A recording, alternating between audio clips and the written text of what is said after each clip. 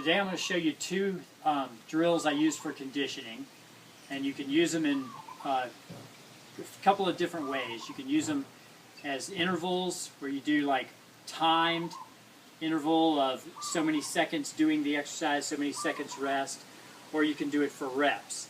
And there's also different modes or progressions you can use with these. The first one I'm going to show you is inside-outside leg over. And what that is, I'm going to show you the basic way. This is the short. I'm going to sit down even here to make it even shorter method of doing it. Now I like to use the boxer's guard, so I keep my fingers up lightly on my cheekbones. And I go up and over, up and over, up and over, up and over. Now when you've got it short like that, you do it for speed, okay? The higher you bring it, then you use that for mobility. So if you were to take it and over here and put it on something higher, then you would use this for more. If you feel like you need to work your mobility more than your speed, you would do this where you're going over and over and over and over. When your leg goes over and hits, it propels the other leg up and over. So that's what you want to remember with this.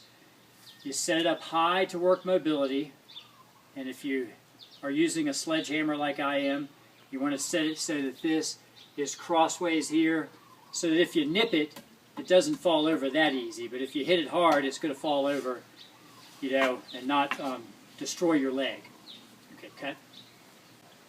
Okay, for the next drill, now we did one where we're standing, and that's a good principle to use. You're on your 2 feet, you're standing, you're up from the ground, and then we do another where you're actually low to the ground.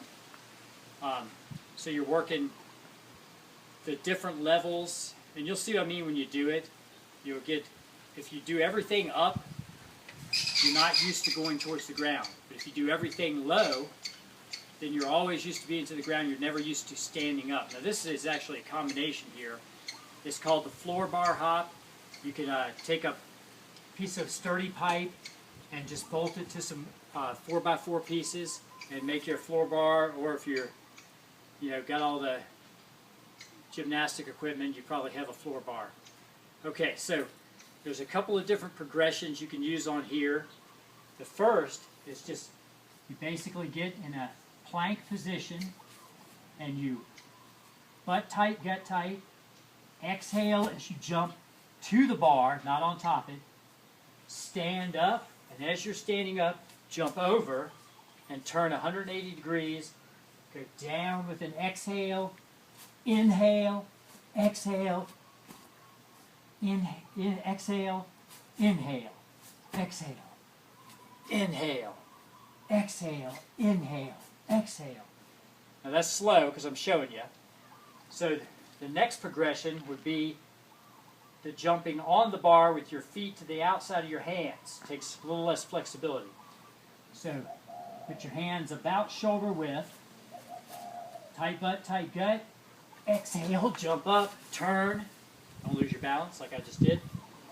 Exhale as you go down, inhale, exhale, inhale, exhale, inhale, exhale, and keep going, okay? Now the most advanced method is jumping your feet to the insides of your hands. So you get in your plank position here, inhale. I'm not going to talk you through it because I'm going to let you see it.